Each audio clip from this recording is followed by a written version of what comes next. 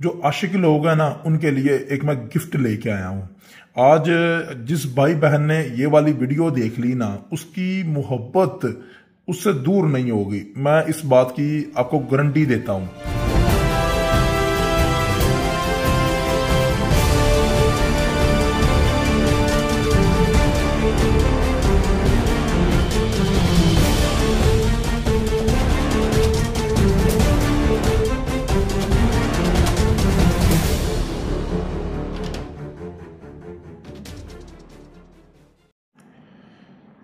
चलिए आए, मैं आपको आसान अल्फाजों में इस अमल को करने का तरीका बताता हूं। देखें, वीडियो लास्ट तक देखेंगे तभी आपको ये अमल की पूरी समझ लगेगी।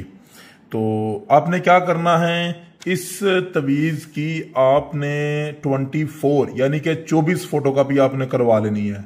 ये 12 दिनों का इल्म है और 24 आपने इसकी फोटोकॉपी करवा लेनी है। हर फोटोकॉपी की बैक साइड पर आपने लड़का और लड़की दोनों का नाम और दोनों का यानी दोनों की मां का नाम आपने लाजमी लिखना है।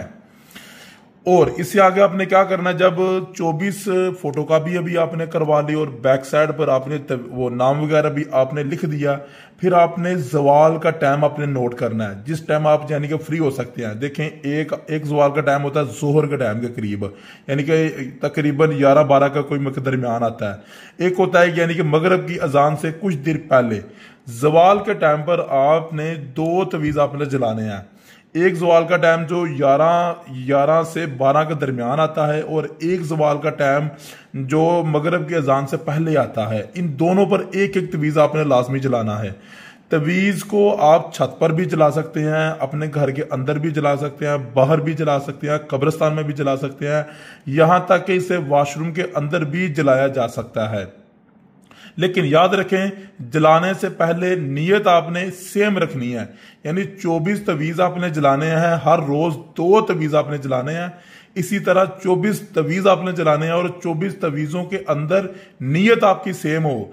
मैं आपको तो एक मशवरा आपको देना चाहता हूं कि आप ऐसा करें कि नियत एक सफ़े के ऊपर आपने लिख कर रख लेनी है। हर रोज हर तवीज़ पर वही नियत आपने पढ़नी है, ताकि नियत ना चेंज हो। ताकि नियत चेंज हो जाएगी तो इल्म यानी कि सही काम नहीं करेगा।